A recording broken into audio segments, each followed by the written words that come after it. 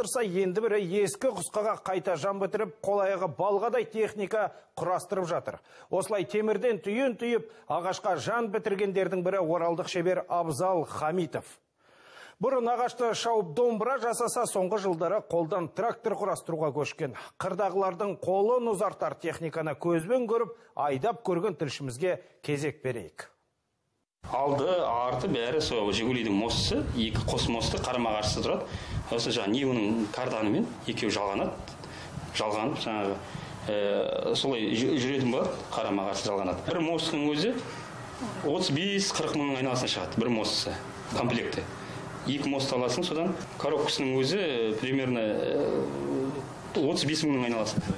Бұл Абзалдың 3-ші тракторы. Осыған дейін құрастырған техникасын қар күреу, топырақ тасу секілді үй шаруасына жегіп, сынап көрген. Онысы көңілден шыққан соң 18 аттың күші бар қозғалтқыш орнатып, кем кетіген жетілдерді кәдімгі зауыттың өнімі секілді әдемілеп бояп, шамамен сигналына дейін орнатыпты.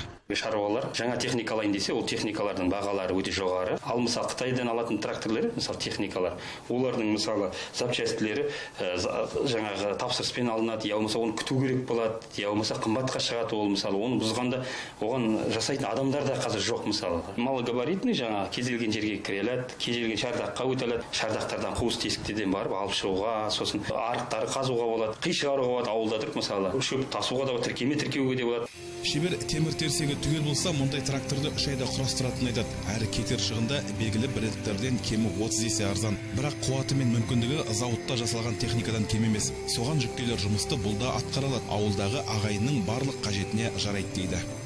Трактордың құрылымы барынша қарапайым. Мына өзінің арнайы кілті бар. Осы кілтті мына ұяшығына сұғып, содан кейін мына тартып бас. Бұл үшін аккумуляторында керек жоқ. Далада аккумулятор отырып қалады деп қауіптенбейміз дейді. Бір ерекшелігі, бірде 4-ші ландықпа орнынан қозғала беруге болады.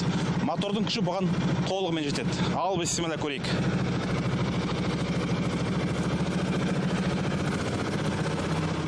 Өз ісін енді бастаған шағын қожалығы бар шаруалардың даңқы дүркіреген Джон Дир алуға шамасы жетпейді. Сондықтан Абзал секілді шеберлер жағалайды. Трактордың гараждан шығар күнін санап жүрген жігіт ағасы ауылдан арнайы келіпті. Жасатып, сатып алып жатырмын. Жаңа өзімнің мал шаруашылық, шағын шаруашылығыма бола. Ертең қысса жаңа қар аршуға, не болмаса жаңа малдың жаңағыдай қалдық шөптерін, жаңағы қиларын төгуге сол үшін алып жатырмын. Темір болғасын сынбай тұрмайды, жаңа қосалқы бөлшектерін алу біздер үшін тиімді болып тұр. Мен ойлаймын, кез келген шаруаның қалтасы көтереді деп. Ал заңгерлер мұндай өнер тапқыштарды мемлекет бағалау керек дейді. Авторлық құқығын беріп, ол құтысын жетілдіріп, өндірісін жолға қойған үкімет бұдан ұтпаса ұтылмайды. Өйткені көшедегі кәдімгі орындықтың дизайнын өзгерткен үшін авторлық құқықты иемленіп, онысын әкімдікке миллиондарға сатқан пысықтармен салыстырғанда, мұндай шеберлердің жанкештілігі расымен де ерлікке бергісіз.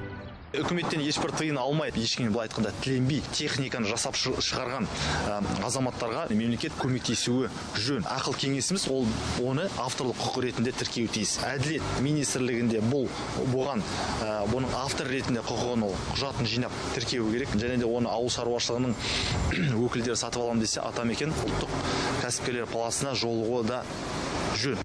Абзал бұдан кейін тағы бір жобаға кіріспек. Бұл туындысын Толағай деп атамақ. Ал бүгін Толағайдың екі ағасы ауылға жол тартты.